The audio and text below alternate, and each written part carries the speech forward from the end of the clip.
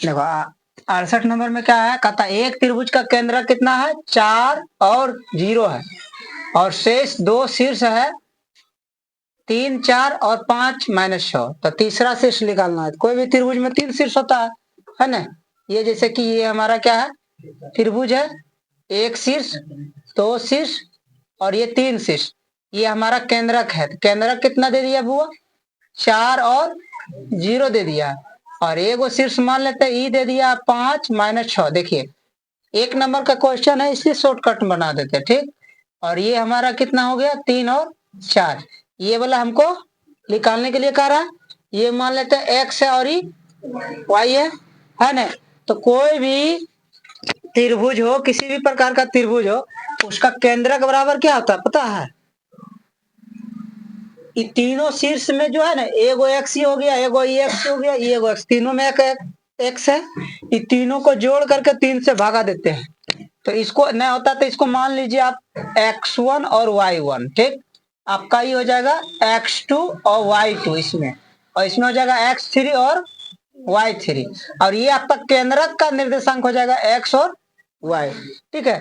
तो किसी भी त्रिभुज के केंद्रक बराबर होता है, त्रिभुज के केंद्रक, केंद्रक का निर्देशांक ना लिखना है, एक्स वाई बराबर होता है x1 plus x2 plus x3 बटे 3 होता है, ठीक है। और इतना ही काम y वाला के साथ होता है, सबका y को क्या करते हैं, जोड़ देते हैं, y1 y2 जोड़ y3, अब बटे में 3 रहेगा, है ना। ये हमारा सूत्र होता है। तो आपको ये दिया गया है, ये निकालना। तो देखिए x आपका कितना दिया गया 4, और y कितना दिया गया 0, बराबर x1 तो निकाले का पता नहीं है, x1 जोड़ x2 आपके पास कितना दिया गया है, x2 का नहीं, इसको लिए ना 3 हो जाएगा, और x3 कितना हो जाएगा 5 है, 5 नहीं, अब बटा में 3, ठीक है। और आपका क्या y1 कितना हो जाएगा, y1 निकाले का है, और जोड़ y2 कितना दिया गया है 4 दिया गया, और y3 माइनस में 6, अब बटा में 3। देखिए ये हमारा x है, x के बराबर में रहेगा, ये y है, y वाला के बराबर में रहेगा, ठीक है। यहाँ पे हम लोग लिख लेते हैं कि 4 बराबर कितना हो जाएगा, ये x1 का x1, ठीक है, और 5 और 3 8, अब बटा में 3, नहीं कुछ तो इसके नीचे 1 है, इधर गुना और ये इधर गुना, x1 जोड़ 8 गुना 1 से कीजिएगा तो इतना का इतना रह जाएगा, है ना। 4 3 12, तो x1 बराबर कितना हो जाएगा 12 घटा 8 हो जाएगा, तो 12 में 8 घटेगा तो 4।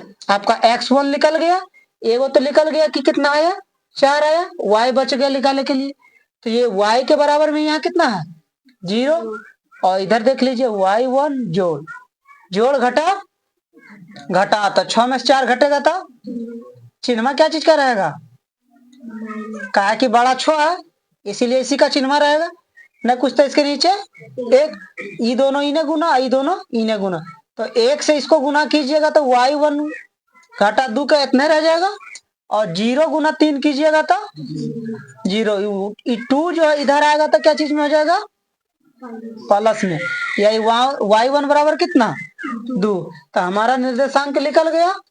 तीसरा का शीर्ष का निर्देशांक कितना हो जाएगा 4 और 2, ये हमारा हो गया आंसर, ठीक है। अगला देखिए 69 नंबर क्वेश्चन का था, बिंदु -5/4 और जोड़ में 4 किस पाद में है। तो ये ग्राफ वाला याद कीजिए, ये ना, ये इसको हम लोग प्रथम पाद बोले थे, नहीं प्रथम घर, ये द्वितीय हो जाएगा, और ये हो जाएगा तृतीय, और ये हो जाएगा चतुर्थ, है ना। तो इस घर में दोनों क्या होता है प्लस प्लस, इस घर में माइनस प्लस, और इस घर में दोनों माइनस, और इस घर में क्या होता है प्लस माइनस, और आपके पास क्या दिया गया माइनस प्लस, माइनस और प्लस है, क्योंकि पहले माइनस है बाद में प्लस है, तो कौन सा घर में हो जाएगा वो द्वितीय घर में हो जाएगा, यानी 69 का आपका आंसर क्या हो जाएगा इसका कि द्वितीय पाद में है? कौन सा पाद में है? द्वितीय। कोई दिक्कत? दूसरा घर में है। अगला क्वेश्चन 70 नंबर में कहता है कि एक्स अक्ष जो है ये हमारा एक्स अक्ष है ना, ये नहीं सॉरी ये वाई अक्ष है, ये क्या है? और नीचे वाला वाई डैश है और ये वाला एक्स है और ये वाला एक्स डैश है, ठीक है। तो कहता है एक्स अक्ष जो है यानी ये वाला जो अक्ष है इस पर सभी बिंदु का कोटि होता है, एक होता है, दो होता है, माइनस, यानी कि कोई भी बिंदु हो अगर इसी पे रहेगा, एक्स पर ही रहेगा तो ये वाई कितना होगा? कोटि। किसको कहते हैं? वाई को कोटि कहते हैं। वाई को क्या कहते हैं? और एक्स को कहते हैं भुज, ठीक है। तो इसी अक्ष पर रहेगा कोई भी बिंदु तो वाई को क्या होना चाहिए? वाई क्या होगा? जो कि एक्स अक्ष पर ही बिंदु रहेगा। अगर वाई एक हो जाए कि एक होगा, 0 होगा, 2 होगा, -1 होगा, क्या होगा? अगर 1 दे देंगे तो एक्स अक्ष पर रहेगा बिंदु।